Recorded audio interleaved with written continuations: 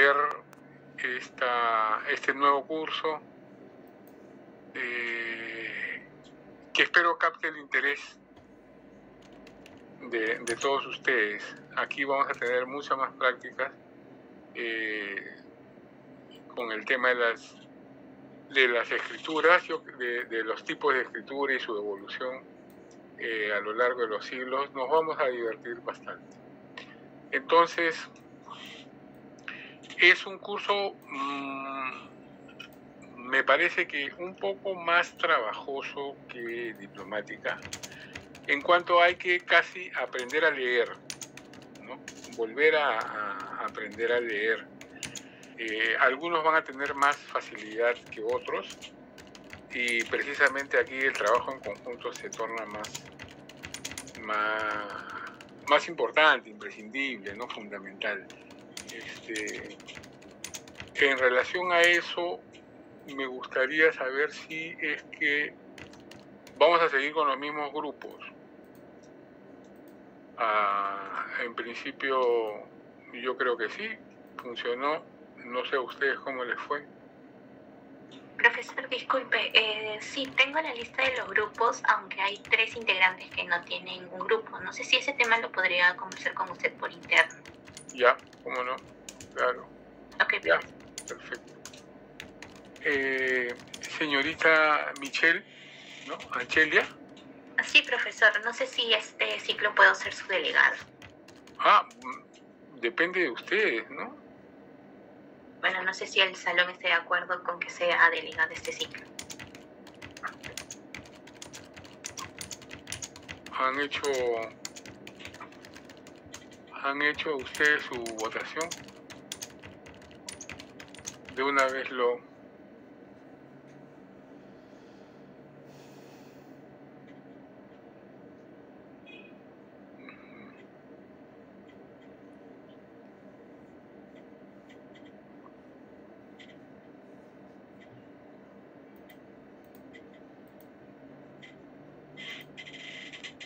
bueno, la señorita Espino me dice que han hecho votación por interno, ¿no?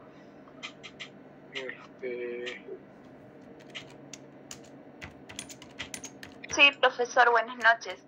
Lo que pasa es que antes de que empiece el ciclo hay alumnos que se ofrecen para ser delegados de los cursos y así nos apoyamos entre todos y la carga es menor, ¿no? Y bueno, en este caso Michelle se había ofrecido y ya habíamos hecho una votación como salón y creo que la mayoría estaba de acuerdo. Ya, de acuerdo. Muy bien. Entonces, agradecemos que el ciclo pasado nos acompañó la señorita Paredes. Y bienvenida, señorita Anchelia. No sé si usted tiene mi número, se lo doy ahorita.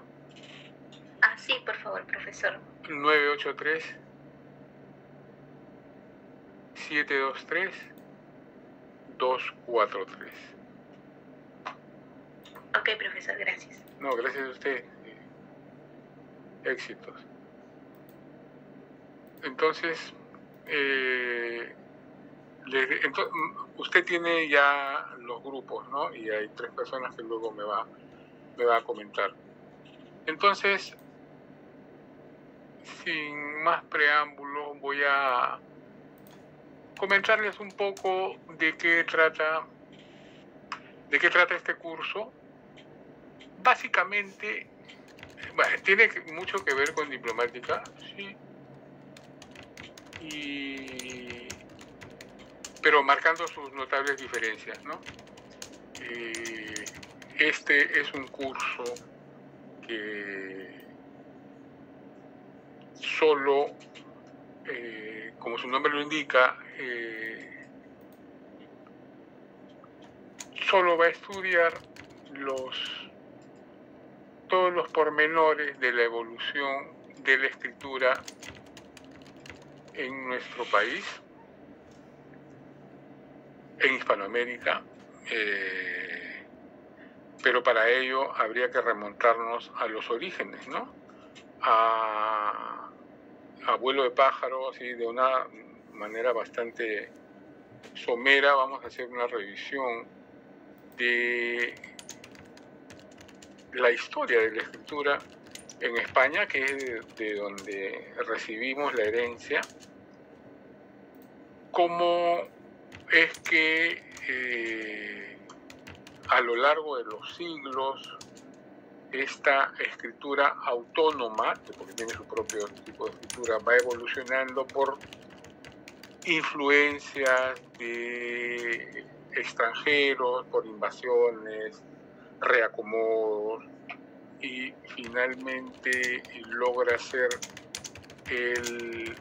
la lengua, ¿no?, que nosotros conocemos, y tanto en su forma hablada como en su forma escrita, que van a pasar en el primer tercio del siglo XVI a nuestras tierras. Una vez revisado esto, vamos a ver también la teoría paleográfica, que es una especie de manual de cómo hacer una transcripción adecuada. Ya tienen una primera aventura, una primera aproximación de los documentos paleográficos, de los documentos en escritura antigua peruanos. Ya les he mostrado algunos. Entonces, este curso fundamentalmente es el estudio de esa escritura y de una metodología adecuada para su transcripción.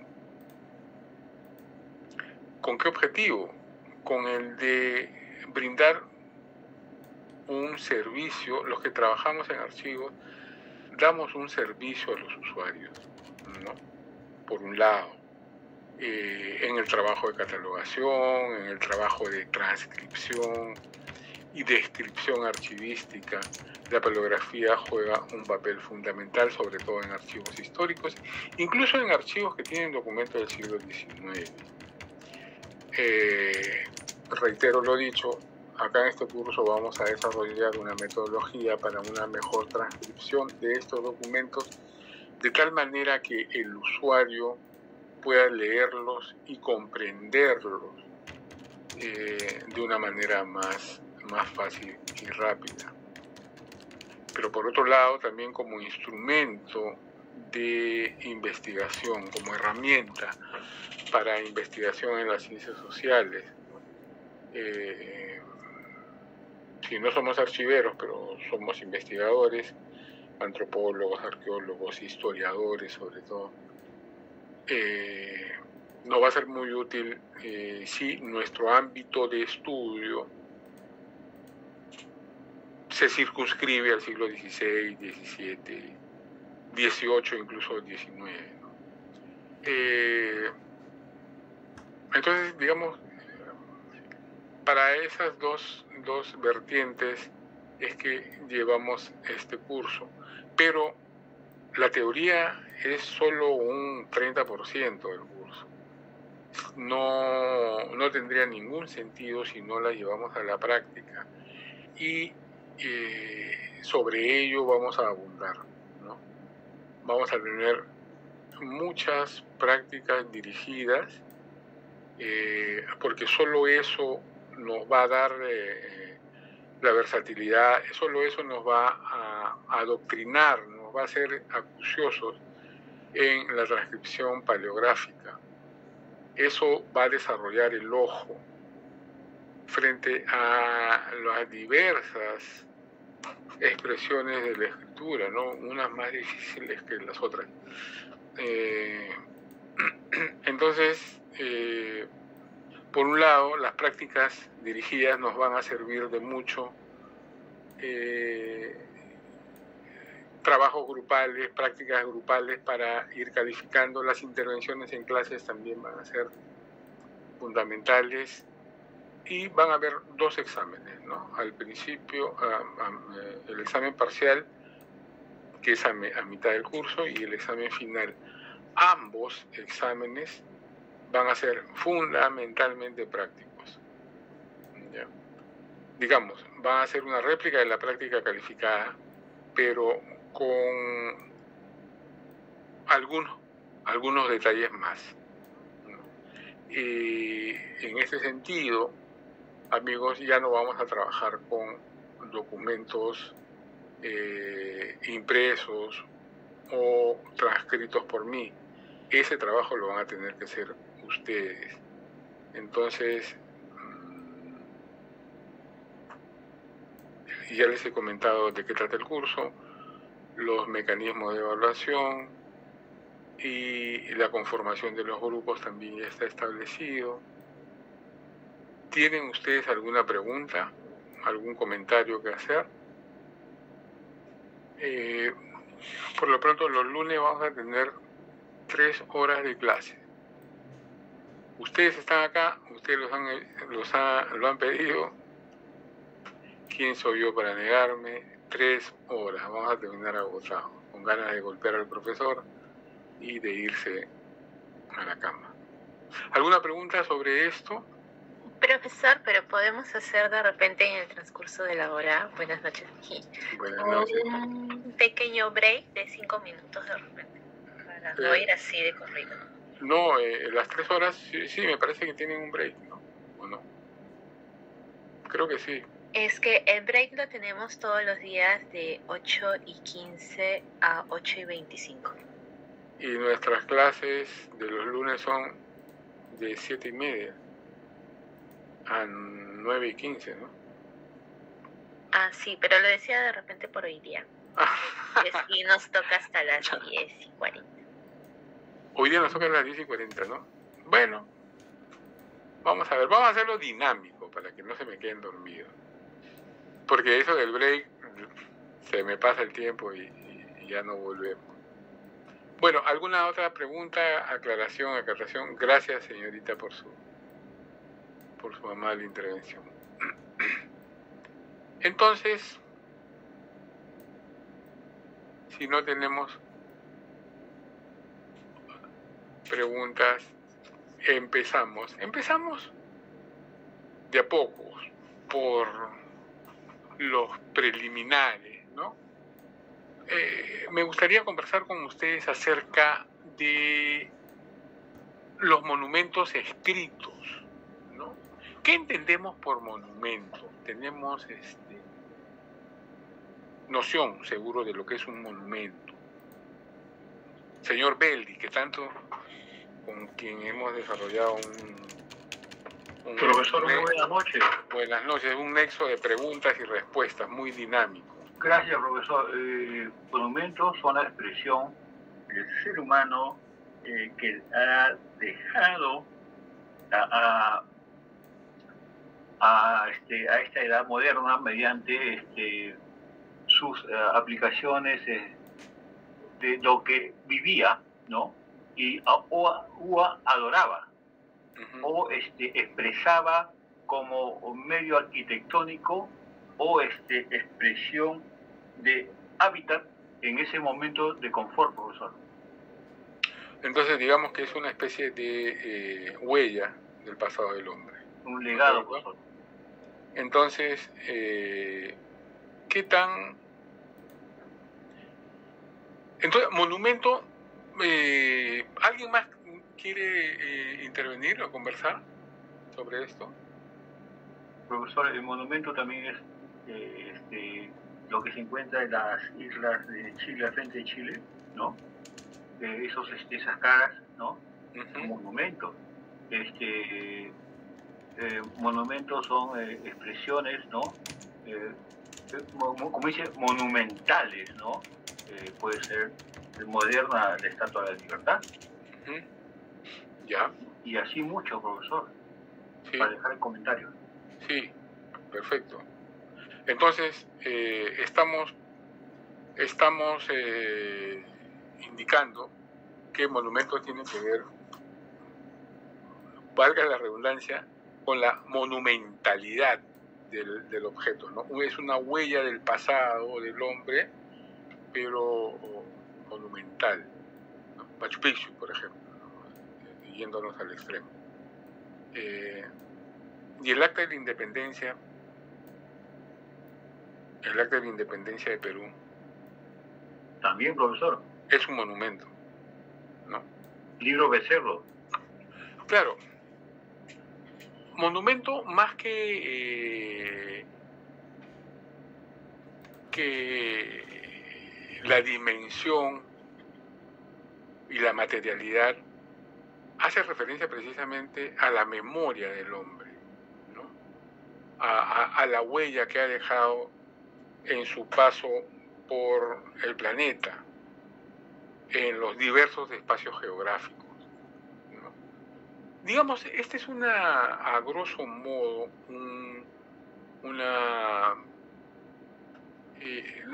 no quisiera decir una definición, pero se entiende por monumento una expresión de esta naturaleza, ¿no? Entonces, lo que deja el hombre, lo que recuerda su memoria, ¿no? Entonces, en este sentido podemos hablar de monumentos escritos, ¿no? Para hablar de estos monumentos escritos, los principales, ya tenemos familiaridad de lo que es un escrito, sabemos, no solo por los cursos de diplomática, sino por lo general. Pero digamos, las principales expresiones monumentales escritas son inscripciones o monumentos gráficos, que son inscripciones sobre materias duras, sobre piedra o sobre metal, ¿no? Estos son un tipo de inscripciones. Vamos a hacer un repaso calmado de estos tipos para luego ir decantando en lo que es la materia propia de la paleografía. Estamos hablando de inscripciones, ¿no? En segundo lugar tenemos marcas doliares, ¿no? Que son impresiones con las manos, con los dedos, sobre barro blando y que luego se endurecen al fuego, ¿ya? Eso es otro tipo de aplicación sobre superficie. En tercer lugar tenemos los grafitos, que son incisos también, son incisiones sobre elementos, sobre un elemento pétreo, ya puede ser pétreo, puede ser mural o de cera o plomo o cerámico, ¿no? Estos son los tipos de grafitos. Entonces, pero luego también tenemos los pictogramas. Los pictogramas son monumentos gráficos escritos, hechos a pincel o con algún elemento colorante, ¿no? aplicado en seco sobre superficies, ¿no? Muy elementales, que reflejan imágenes que se hace el hombre. Son muy primitivos, ¿no? Si uno ve un hombre, pues dibuja un palote con cabeza y extremidades, ¿no? Si uno ve un caballo, pues hace un palote con 4 patas, ¿no? Y una cabeza y la crin. Así, esos son unos pictogramas. Luego tenemos como un documento, un monumento escrito, las monedas, ¿no? Las monedas como expresión de escritura y manifestación de una voluntad sobre un material metálico de forma circular. Básicamente son monedas circulantes o monedas conmemorativas. En sexto lugar tenemos los sellos que hemos revisado la última parte en el curso de diplomática, que pueden ser metálicos o pueden estar relacionados con cera y papel, ¿no? Como hemos visto. Y en séptimo lugar tenemos los escritos. Y estos escritos se hacen sobre materias flexibles, fundamentalmente escriturarias, ¿no? Como los que ya hemos visto, el papiro, el pergamino y el papel. Pero lo particular es que cada una de estos monumentos escritos, como hemos denominado aquí, tiene una ciencia a su servicio, una ciencia que la estudia, ¿no? Pero todas terminan por incidir, por converger en lo paleográfico, en el tema paleográfico. Desde que accidental o esencialmente toman contacto de alguna manera, con alguna manera de escribir. Paso a este cuadro. Aquí está sintetizado de manera gráfica lo que venimos conversando, ¿no?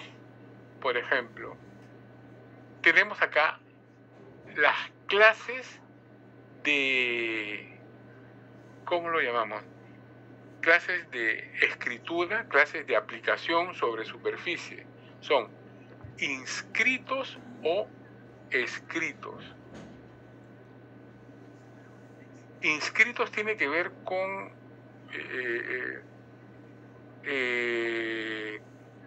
sobrepasar la capa de la dermis de la materia escritoria, ¿no? Y escritos es cuando se hace en la superficie. En la clase de los inscritos podemos ver que tiene su filiación con la paleografía, ¿no? La técnica de la escultura, pueden hacerse los inscritos sobre piedra o sobre metal, ¿no? Esculpiendo con herramientas se puede escribir sobre ello.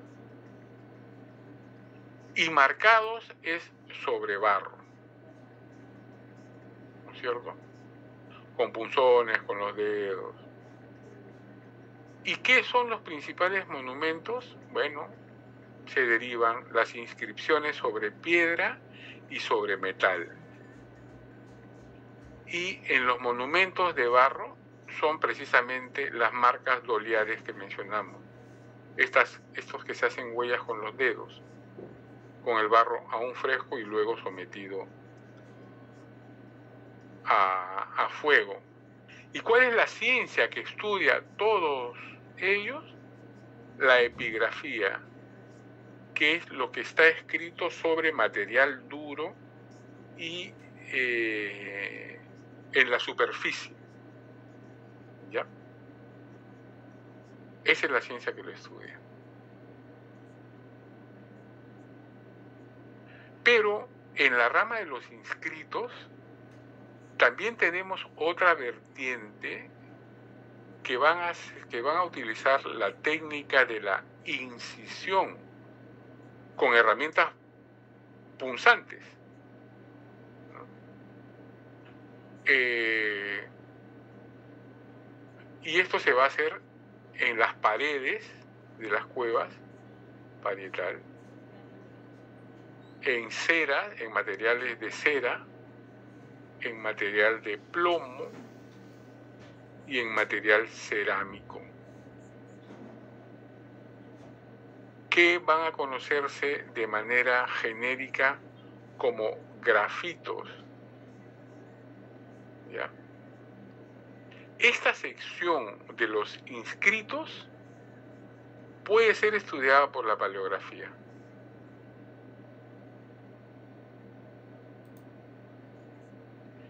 Pero ya en la otra clase de escritura, de escritos, ya son más familiares a nosotros, ¿no? Acá tenemos técnicas a pincel o a pluma o a cálamo, que es una especie de fragmento de varilla vegetal chancada, ¿no? Haciendo como las veces de pincel, sin llegar a tener la exquisitez de un pincel. Y las superficies donde se ejecutan, pues pueden ser desde la tela, papel, papiro, pergamino, cartón, madera, incluso hojas, ¿no? de vegetales. Y los monumentos que han dejado son estos pictogramas y libros y documentos. Estos sí son fundamentalmente el objetivo de la paleografía. Por lo menos la paleografía que nosotros vamos a estudiar, la paleografía hispanoamericana, ¿no? En Europa puede ser que trabajen esto, pero nosotros ahora en este curso vamos a trabajar solo la paleografía en escritos blandos, ¿ya? Esto, en resumidas cuentas, es nuestra materia.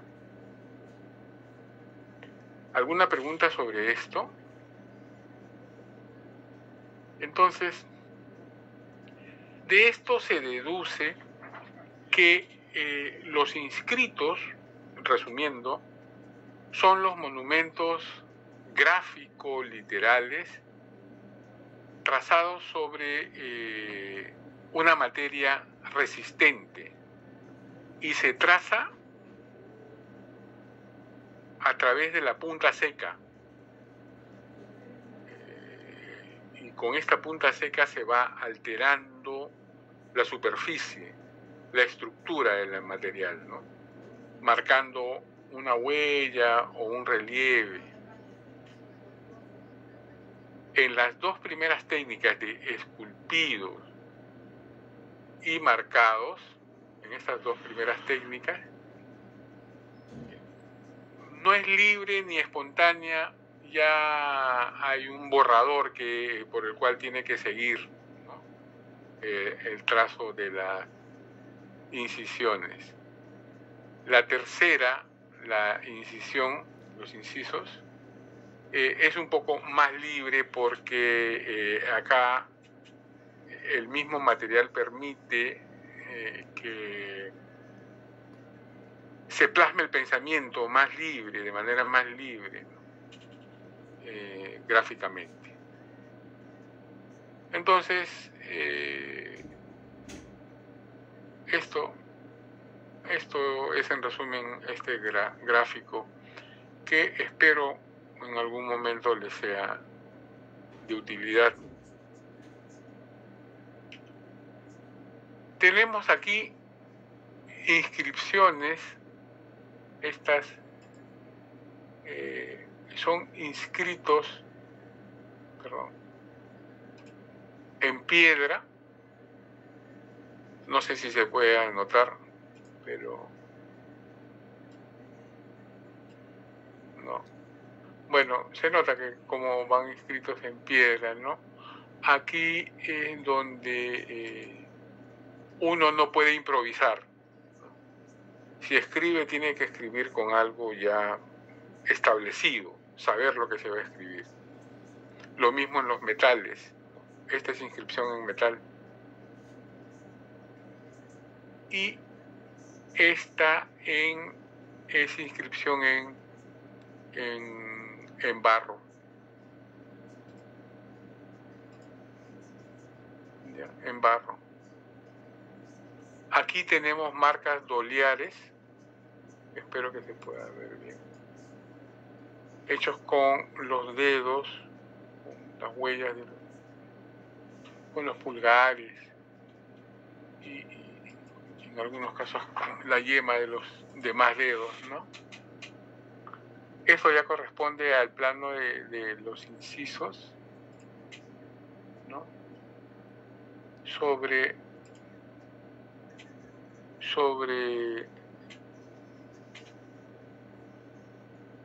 cera. Pueden ver cómo van raspando la superficie. Y aquí esto es inciso sobre plomo, sobre una lápida, una plancha de plomo. Aquí podemos entender que hay mayor libertad de acción, de improvisación, de lo que realmente sale del espíritu del escritor, ¿no?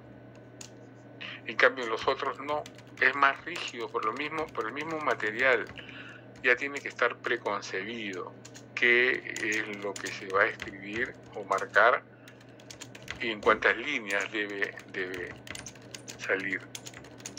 En la siguiente, están viendo las láminas, ¿no? En la siguiente, sí, profe. Gracias, la siguiente diapositiva podemos ver esto. Ya los escritos, ¿no? Tenemos pictogramas donde, como les decía, se está reflejando. Estos aún no reflejan ideas, ¿no? Sino reflejan la realidad del hombre. Si quiere expresar la presencia de un hombre o de hombres, pues va a dibujar a uno y luego esto se va esquematizando, ¿no? Hasta formar ya un ideograma. Profesor, sí, disculpen usted, se nota bien claro que está el hombre bien dibujado, también el segundo también parece ser un hombre, y el tercero, ¿qué expresa, profesor? El tercero, como les digo, es la evolución de estos pictogramas hacia un ideograma. Esto ya está reflejando la idea de hombre, no la figura de hombre, ¿no? Ya es una idea abstracta, un convencionalismo que no se logra de la noche a la mañana, ¿no? Esto no, claro. Esto no se hizo en... expresado ahí, señor profesor, no tiene todavía documentado eso. No se hizo en febrero y en agosto ya todo, ¿no? Esto se hace en el transcurso de centurias, ¿no? Lo mismo sucede con estos animales o con el sol. Y acá tenemos el desarrollo de el pictograma hacia ideograma, ¿no? En japonés. Pueden ver acá las imágenes del sol o de un astro, un ojo, un árbol. Son unas montañas, un caballo, una espada, un pez, y esto me parece que es, no sé si es una prensa o un pozo, no puedo identificar bien, pero a la derecha son columnas de la evolución del pictograma, ¿no? Hacia terminar en lo que son los ideogramas, o si se quiere forzar la figura, las letras que expresan esto, ¿no? Aquí está en el ángulo, en la columna de la izquierda, está un poco más amplia. Pero la evolución es esta, y el resultado es esta columna, ¿no? Aparentemente no tienen nada que ver una con otra, pero la evolución, como le digo, de los pictogramas es a lo largo de cientos de años. Y lo que sí es más familiar para nosotros ya es el uso de la escritura en materiales blandos, como ustedes de hecho van a reconocer el papiro, aun cuando es una civilización muy alejada de la occidental. El material fue utilizado en Grecia y en Roma, ¿no? Y en otros pueblos también de la esfera occidental. El papiro, como vimos en el curso anterior, es la evolución del uso el pergamino es la evolución del uso de un material de escritura, ¿no? Más al alcance, más durable, que se puede utilizar por ambos lados o que se puede reutilizar, perdurable en el tiempo. Pero finalmente cuando no solo se descubre, sobre todo se expande la utilización del papel en Occidente a través de los árabes en Europa, esto va a ser un boom, ¿no? Esto junto con la imprenta va a permitir un cambio en la sociedad enorme, ¿no? En la educación, a través de las universidades y escuelas, en la publicación con la imprenta de libros, en la difusión del pensamiento, de las ideas, a través del papel, ¿no? Porque su producción, como hemos visto, va a ser masiva, hasta llegar a un momento en que pues, desplaza a estos dos materiales. Su desarrollo industrial también es de una manera voluminosa, ¿no? Rápida.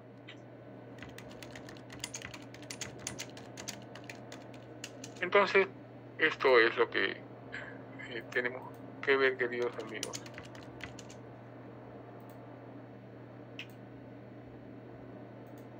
¿Alguna pregunta? ¿Alguna duda?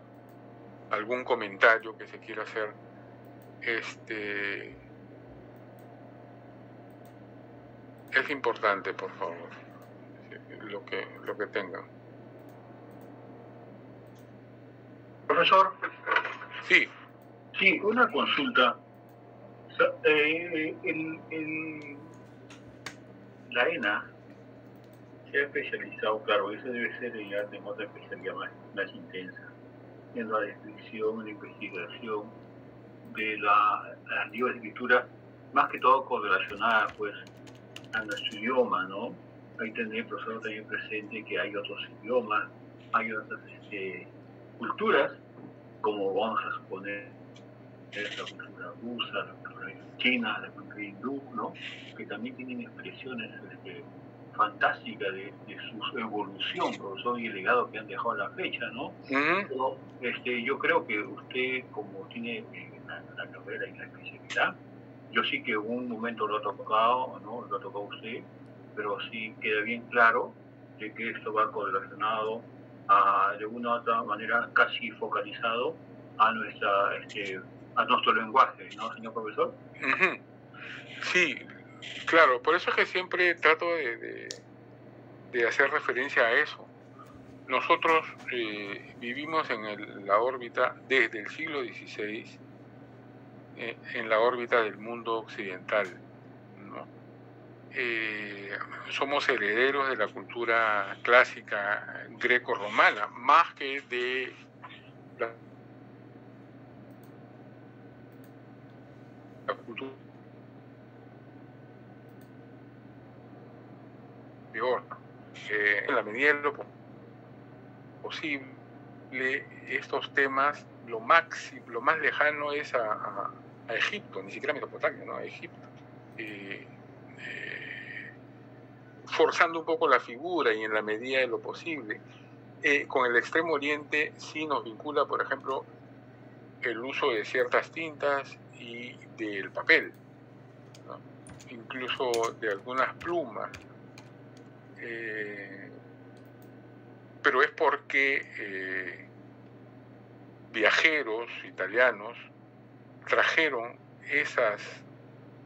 esos aportes culturales a Europa, no porque haya un vínculo, bueno, ahora sí lo hay, pero no porque haya en los orígenes de nuestra sociedad occidental, no es porque haya habido un vínculo con el Extremo Oriente, por eso no lo menciono, ¿no? Reconocemos la importancia de esas sociedades que de alguna manera tienen relación con nosotros, pero básicamente nada. básicamente nosotros bebemos de Grecia y de Roma, incluso de Grecia alguna cosa, ¿no? Básicamente a través de Roma. Conocemos Grecia a través de Roma. Y todos los avances, toda la cultura que hemos vivido ya ha estado latinizada. De hecho, más adelante vamos a hablar de las lenguas romances, cuando se va gestando el castellano, ¿no? Y señor profesor, disculpe, Sí. la cultura árabe durante, yo estoy confundido un poquito, pero va por ahí. No, sí, cuando claro. su invasión a España, profesor, dejó mucho legado, profesor, hasta castillos también dejó en España, y por eso quizás la expresión del castellano, si bien está relacionado al latín, tiene unas ideas con el italiano que se puede entender un poquito, pero de repente la influencia puede la cultura árabe, ¿no? Y sale un castellano y un portugués también que está al costado, que siempre han querido invadir. Usted sabe mucho de historia más que yo. Sí, Ellos se han invadido siempre, ¿no? Y había una protección de otro país a Portugal, por eso quizás no ha podido España pues tenerlo como parte de su territorio. Pero lo importante, profesor, es conocer, si usted, como usted no puede más que todo aclarar más respecto a qué se debe el lenguaje español, solamente a sus rasgos originarios, porque también en España hay diferentes idiomas, profesor. sí. Gracias, disculpe. Sí, no, está muy bien. Estas influencias vienen de los vecinos. Todo esto se gesta a partir del siglo III, IV y V, que lo vamos a tocar con detenimiento, ¿eh? Vamos a tocarlo con detenimiento. Pero como un avance, el idioma que hoy manejamos se viene gestando desde esos siglos por influencia de los franceses, que preservan la cultura frente a las invasiones romanas, frente a las invasiones bárbaras. Pero no solo los franceses, porque no estaríamos hablando franceses ahora mismo, ¿no? Sino hay otras participaciones, las lenguas locales, porque en Iberia hay también una lengua propia que no tiene nada que ver con lo que conocemos actualmente, pero de esto, la amalgama con el latín, con la lengua visigoda, con la lengua francesa, el resultado va a ser nuestro idioma. Con los bemoles que usted ha mencionado, ¿no? Los gallegos, los catalanes, los vascos, que tienen sus dialectos, pero que todos derivan de alguna manera del latín, de estas lenguas, por eso se llaman lenguas romances, ¿no? Pero me estoy aventurando, esto lo vamos a tratar con mayor detalle. Y cómo no, los árabes sí han dejado lo suyo. Los árabes han dejado lo suyo. Algunos rasgos, algunas palabras, algunos conceptos, algunas expresiones en el lenguaje hablado y escrito, los números, por ejemplo, los numerales, ¿no? Hay numerales romanos y numerales arábigos. Los arábigos son los que todos nosotros manejamos con facilidad. Algunos conceptos también, ¿no? El almohadillado, la almohada, el almojarifazgo, el azafate, digamos, hay expresiones, ¿no? Pero la sustancia del lenguaje los árabes no lograron penetrar mucho, de tal manera que sus grafías, pues, para nosotros son totalmente desconocidas, ignoradas, ¿no? Más bien diría que la sociedad que encontraron los árabes fue tan fuerte que no pudieron arabizarla, si es que cabe el término, ¿no? los vencedores tuvieron que asimilar algunos aspectos culturales, entre ellos la escritura y el lenguaje. Lo que sí trajeron los árabes fue el refinamiento en las formas, ¿no? Porque antes de los españoles, antes de los árabes, los españoles del sur, sobre todo, eran pues unos cavernícolas casi, ¿no?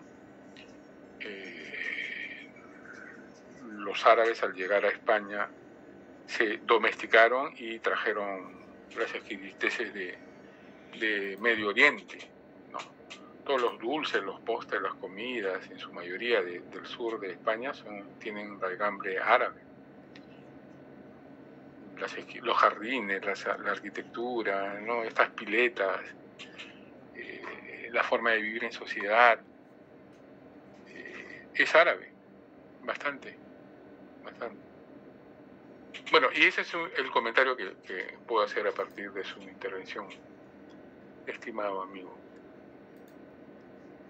Entonces, veamos ahora ya propiamente el concepto, ¿no? El concepto de paleografía. La voz, paleografía, es derivada de las palabras griegas, los griegos metiéndose en todo, ¿no? Las palabras griegas que son grafos y, paleo y grafos, que combinadas quiere decir, paleo es antiguo, de ahí viene paleólogo, paleontólogo, ¿no? Las épocas de la Tierra y tal.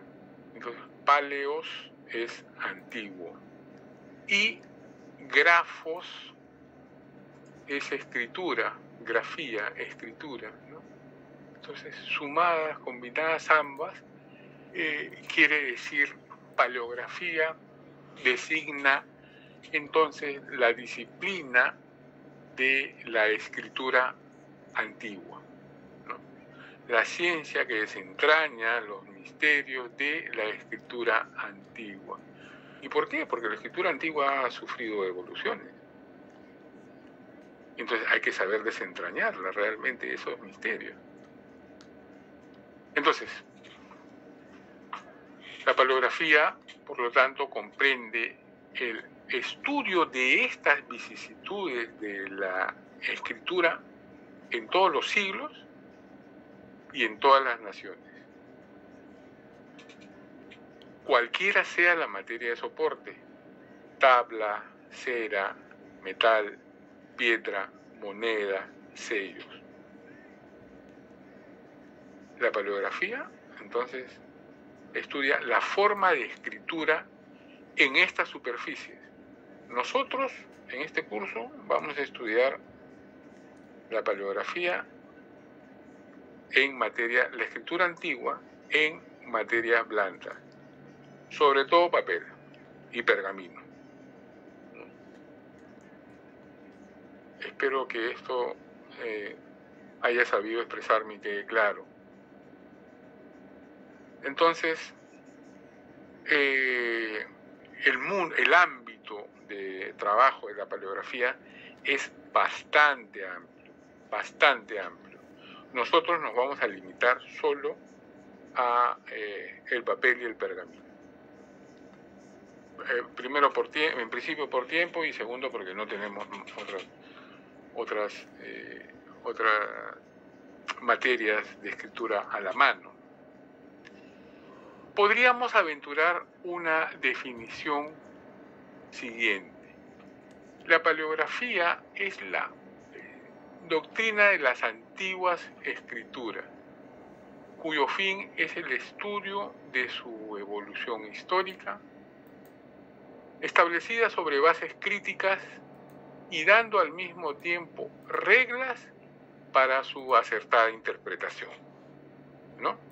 Entonces, lo que vamos a obtener en este curso es no solo saber identificar y transcribir, sino manejar una especie de manual, una especie de reglas de transcripción para interpretarlas adecuadamente, porque podemos leer, ¿no?, lo que dice un documento, pero no podemos comprender lo que dice por falta, por ausencia de tildes, por ausencia de signos de puntuación.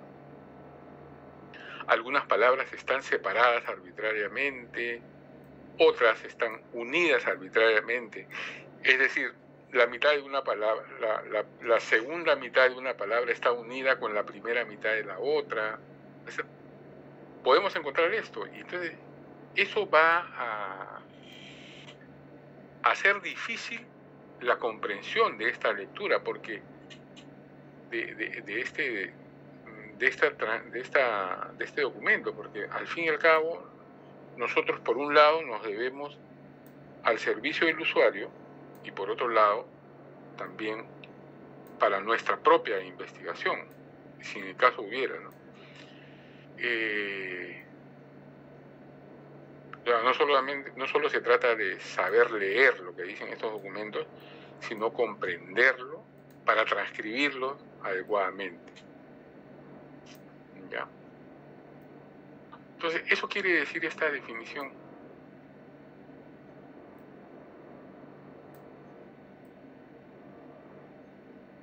A ver, no pasa. ¿Y para qué se realiza este estudio? ¿Para qué estudiamos paleografía?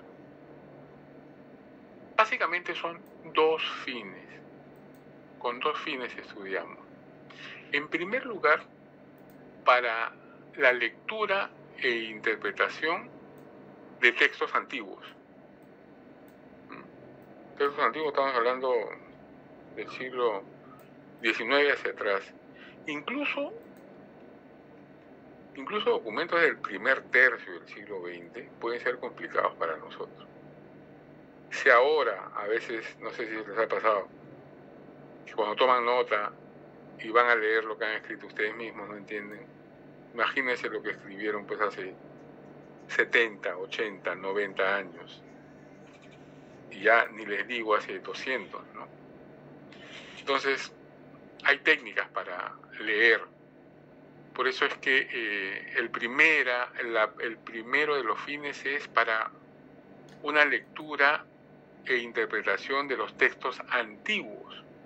Aquí se llama paleografía elemental, porque es lo que menos se le exige a la paleografía, ¿no? Saber leer e interpretar. En el punto 2, que es el segundo fin para el cual se estudia paleografía, es para conseguir, para obtener elementos de juicio que permitan autenticar o fechar los documentos, es decir, los monumentos escritos. Aquí, cuando se utiliza la paleografía tenemos que dar un juicio de valor acá, para autenticar y o fechar esto, se llama paleografía crítica, porque aquí está siendo herramienta de la diplomática, por ejemplo, ¿no?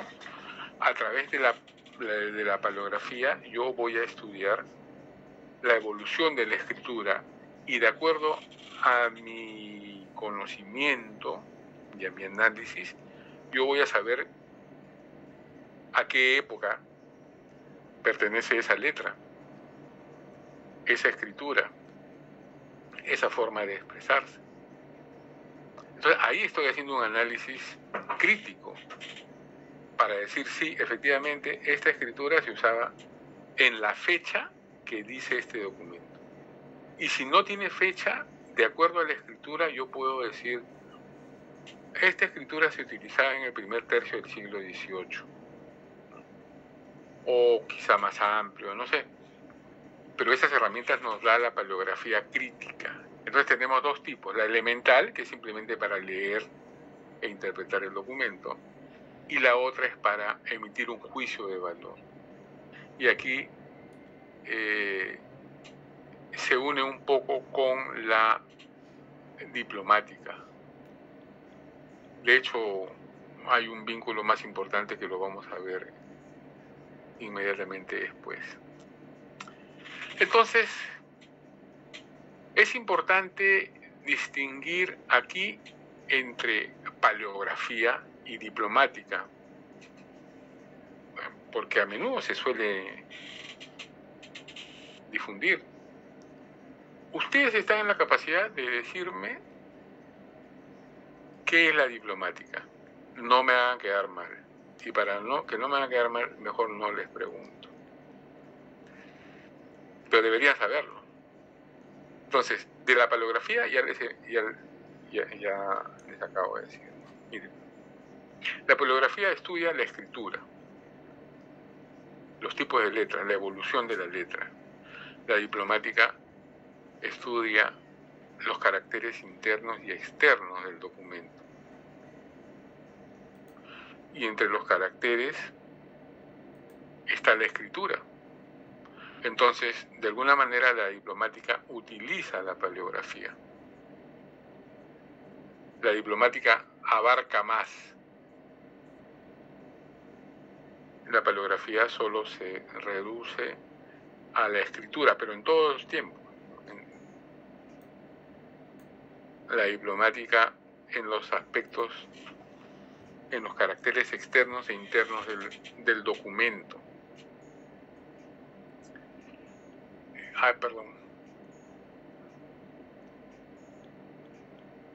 ¿Dónde estoy?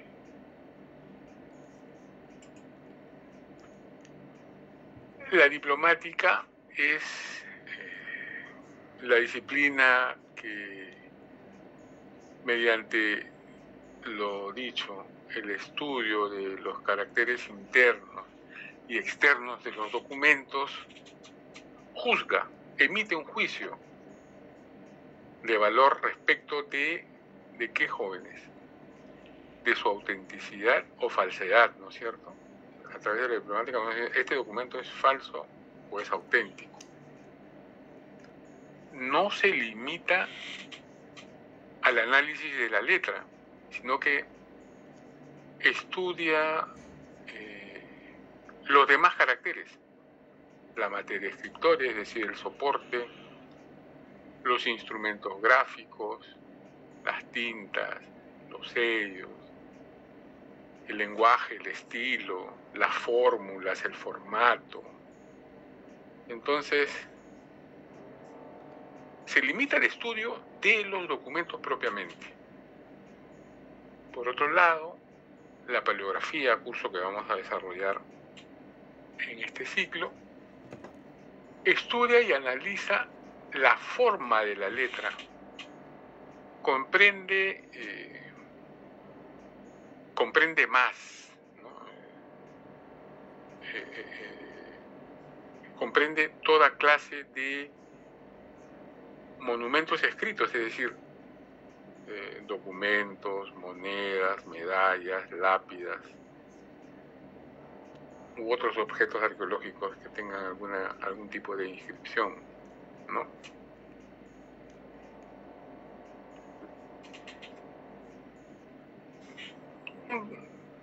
Son dos cosas absolutamente distintas, pero que en algún momento se unen para analizar críticamente un documento, ¿no? Eso es. Luego tenemos la importancia.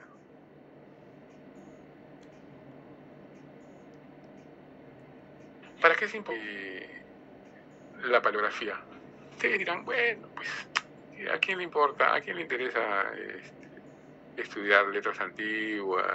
Bueno, les cuento que en su momento cumplieron un gran servicio a la humanidad, ¿no?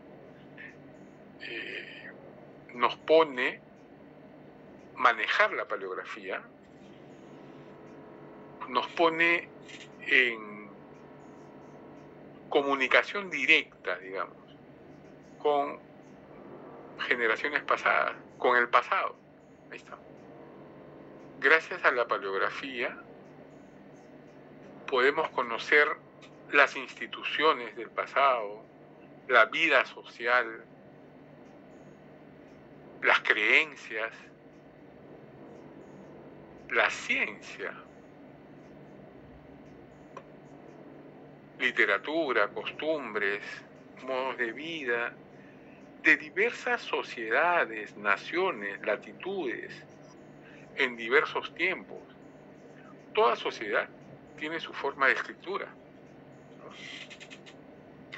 Y hay paleografía en tantas lenguas existan en el mundo, porque todas ellas tienen su pasado, ¿no? Hay paleografía china, paleografía árabe, paleografía hindú, paleografía francesa, paleografía española, hispanoamericana. ¿Qué más? Paleografía danesa. Entonces, Profesor, buenas diga. noches. Disculpe, Buenas. no se olvide de pasar lista. La lista es a las 10 y... Sí, son 10 10:23, por eso Ya. le decía. ya, ¿a qué hora es la lista? ¿10:40? ¿A qué hora acaba la clase? El curso acaba 10:40, profesor. Ya, ok, gracias, estaré pendiente. Entonces vamos a acelerar un poco esto. Y es necesario para toda clase de ciencia, porque nosotros no hemos nacido sabiendo, las culturas del occidente, no hemos nacido teniendo el conocimiento. El conocimiento se ha ido, ¿no es cierto? Se ha ido acumulando en bibliotecas personales, en bibliotecas públicas, en bibliotecas de conventos, de monasterios, ¿no? En bibliotecas reales, en bibliotecas de ciudades, de las municipalidades, o en archivos también, ¿no?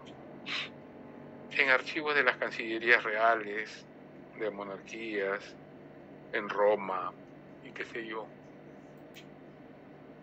El conocimiento de la humanidad se ha ido acumulando en esto. No se ha ido acumulando, sí, en la memoria colectiva de la gente también, pero eso ha quedado un poco en la tradición oral. Pero la ciencia propiamente ha estado en los escritos. Entonces, ¿por qué digo que nos pone en comunicación con el pasado, con las sociedades anteriores? Y por ejemplo, para la religión, para elaborar, algunos mal pensados pueden pensar, sí, pues, entonces la religión necesitó de hombres que escriban, ¿no?, los textos sagrados para manipular. ¿Y por qué no pensar desde la otra forma? Que son revelaciones de Dios al hombre, que han sido a determinados hombres para bien de la humanidad y han sido escritas bajo su inspiración. Entonces, la paleografía ha servido para interpretar los textos de los evangelios, tanto los documentos estos del Mar Muerto, como los evangelios apócrifos, o como los evangelios aprobados por los evangelios canónigos, ¿no? Redactados por Mateo, Juan, Lucas, Marcos, las cartas de Pedro, las cartas de Pablo, y una serie de documentos que conforman las Sagradas Escrituras, tanto el Antiguo y el Nuevo Testamento. Entonces, la paleografía sirve a la religión para depurar el texto que conservan los principios del dogma y las reglas, además, ¿no? Y esto sirve para nosotros, para los católicos, pero también sirve para los budistas, también sirve, o funciona para los musulmanes, y cómo no para los hebreos, para todos cuando tienen una tradición religiosa antigua y sus textos están escritos en los idiomas antiguos. Entonces, a través de la paleografía se ha podido descifrar esto e interpretar los dogmas, el dogma de la religión, en nuestro caso. Pero no solo eso, también ha servido para interpretar los escritos de los padres de la Iglesia, del siglo V después de Cristo hasta el siglo XIII, XIV, ¿no? Pasando por los anacoretas, San Jerónimo, San Esteban, San Gregorio Papa, más en el siglo XVI, Francisco, Domingo, todos los reformadores de la Iglesia. Entonces, esos textos hoy no hubiéramos podido leerlos y disipar nuestras dudas o crear más dudas, en cualquier caso, si no hubiera sido por la paleografía. Porque gracias a ella hemos podido aprender a leer esos documentos, a transcribir esos documentos. ¿Se imaginan ustedes si a Mabillon no se le hubiera ocurrido crear un método paleográfico? ¿Cómo estaría la ciencia, el conocimiento en cuanto a religión? Y no les digo en cuanto a derecho, ¿ah? ¿Cómo investigaríamos las diferentes leyes que han regido a las naciones en los periodos de la historia? En Roma, nosotros, de hecho, los que estudian leyes tienen cursos que se llaman Derecho Romano 1, 2 y 3, creo. Los derechos de familia, derecho civil, todos esos beben de la legislación romana. Entonces, ¿cómo se hubiera construido el corpus legal de la humanidad toda si no hubiera paleografía romana, paleografía del latín, ¿no? Esos textos hubieran quedado, pues, desconocidos, bien guardaditos, pero nadie hubiera sabido interpretarlos, ¿no? El código de Hammurabi, el primer código en Mesopotamia, el primer corpus de normas de la humanidad, de lo que conocemos, ¿no? Hubiera quedado en la nada si no hubiéramos sabido interpretarlo. Entonces, en el derecho es fehaciente todo lo que les estoy diciendo, ¿no? Y no solo de los romanos, la evolución del derecho en Francia, en Alemania, pues hubiera sido desconocida si no hubiéramos tenido paleografía alemana del siglo XVI, XVII y XVIII, por ejemplo, ¿no? Lo mismo en Francia. Entonces, el peso es fundamental.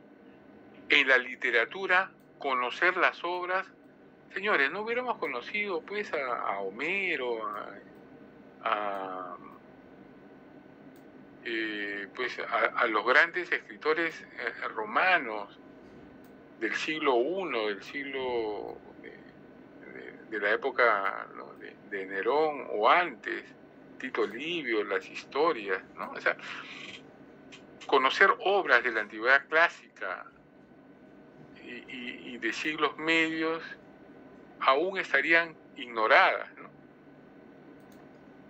Polibio, Herodoto, bueno, en fin, la filología, por ejemplo, que es el estudio del lenguaje, ¿no? Ha conseguido grandes progresos analizando en los documentos las transformaciones históricas del lenguaje. en relación a la historia, ni qué decir, ¿no?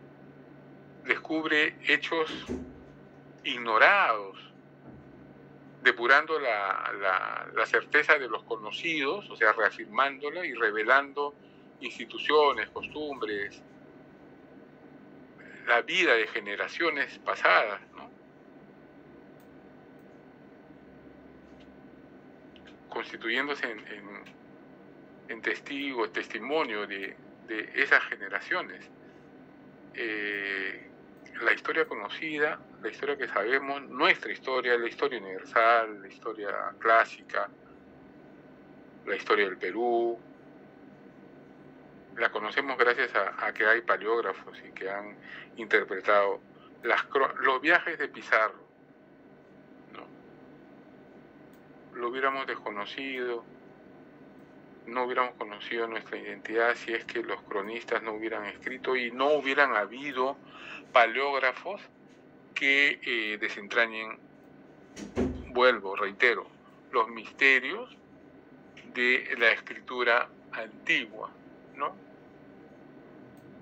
Y finalmente, acá tiene que ver un poco también con la paleografía crítica y el análisis crítico del documento como salvaguarda de los derechos de la propiedad, cuyo origen y justificación tienen que buscar en los tribunales o los investigadores del derecho en los antiguos documentos de archivo, ¿no? En este sentido, la diplomática entra a tallar aquí al analizar el documento en todos sus campos, pero sobre todo la paleografía diplomática, ¿no? Señores, se queda pendiente la división y el objeto. ¿Tienen alguna pregunta, algún comentario sobre lo avanzado hasta hoy? Nos queda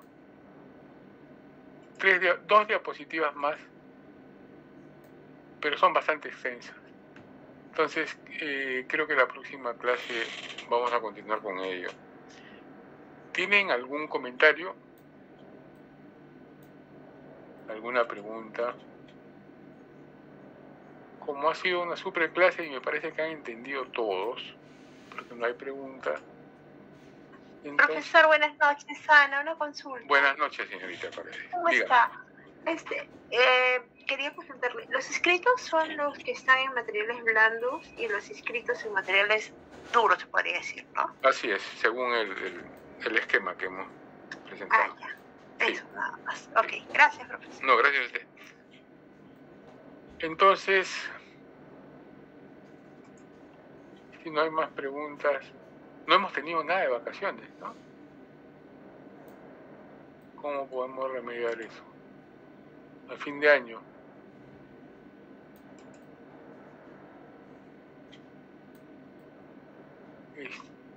Ya. A ver, señorita Aguirre, ¿está presente? El señor. No, pues ¿cómo va a estar presente la señorita Aguirre si no es señorita, es señor? ¿Está Aguirre? Profesor, disculpe, está alzando la mano. Ah, ya, no lo ve, ya, gracias. Señora Burto. Buenas noches. Señorita Anchelia. Presente, profesor, buenas noches. Buenas noches. Le di mi teléfono, ¿no? Sí, profesor, en un rato le escribo. Gracias. Ángeles. Presente, profesor, buenas noches. Buenas noches. No sé si va a haber videos en este sitio, creo que no. Igual estamos para apoyarlo, profe. Gracias. Aparicio. No está. Arias. Buenas noches, profesor, presente. Buenas noches, gracias. Nuevamente. Atúncar. No está el señor Atuncal. Señor Belli, buenas noches. Presente, señor profesor. Gracias. Buen día. Presente, profesor. Buenas noches. Gracias, buenas noches. Calderón. Presente, profesor. Buenas noches. Señor Calderón, caramba, esa efusividad me estimula. Señor Calla, buenas noches. Profesor, buenas noches. Presente. Qué gusto. Campos. Buenas noches, profesor. Presente. Bienvenido, señor Campos. Capristano. Profesor, buenas noches. Presente. Bienvenido, señor Capristano. Córdoba. Gracias. Buenas noches, profesor. Presente. Buenas noches, bienvenido. Muy amable, profesor. Espino. Buenas noches, profesor. Presente. Bienvenida, señorita. Gutiérrez. Buenas noches, profesor. Presente. Buenas noches, señorita. Bienvenida. Guamaní. Buenas noches, profesor. Presente. Gracias, bienvenido. Lescano. Buenas noches, profesor. Presente. Buenos días, buenos días, buenas noches, bienvenido. Mirano. Mirano no está. ¿Sí está? ¿Sí, no? Profesor, está alzando la mano. Sí, bienvenida. Muñoz. Presente, profesor. Buenas noches. Bienvenida, buenas noches. Obando. Buenas noches, profesor. Presente. ¿Cómo está, señor Obando? Buenas noches. Bienvenido. Pajuelo. Profesor. Presente, profesor. Buenas noches. Señor Pajuelo, buenas noches. Bienvenido. Señorita Paredes, bienvenida nuevamente. Profesor, ¿cómo está? Buenas noches. Buenas noches. Un gusto. Señor Parodi, buenas noches. Presente, profesor. Buenas noches. Buenas noches, bienvenido a este valle de lágrimas. Ramos. Señor Ramos, no me va a quedar mal. Está acá. Caramba, qué pena. Romaní. Presente, profesor. Buenas noches. Buenas noches, bienvenida. Sarmiento. Buenas noches, profesor. Presente. Señor Sarmiento, buenas noches, bienvenido. Buenas noches, profesor. Simón. Señor Simón, no me haga esto. Bueno, buenas noches donde quiera que esté. Señor Suárez. Señor Suárez. Señor Tirado. Buenas noches, profesor. Presente. Señorita Tirado, disculpe. Señorita. Bienvenida. Velázquez. Buenas noches, profesor. Presente. Bienvenido, señor Velázquez. Zavala. Profesor, buenas noches. Presente. Zavala, bienvenido. Gracias, profesor. Sea. Profesor, puse su asistencia en el chat. Sí, bienvenida, señorita Sea. Zuni. Bienvenida, señorita Zuni. ¿Está, no? Somos 34 ahora. Más exámenes. Zuni no ha venido, ¿no? Zuni, Suárez, Simón, Ramos, Atúncar, Aparicio y bueno, nadie más. Bueno, señores, entonces nos vemos el lunes con 3 horas. Gracias por su atención. Ha sido un gusto volver a verlos. Gracias, profesor. Buen fin de. Buenas noches. Buenas noches, profesor.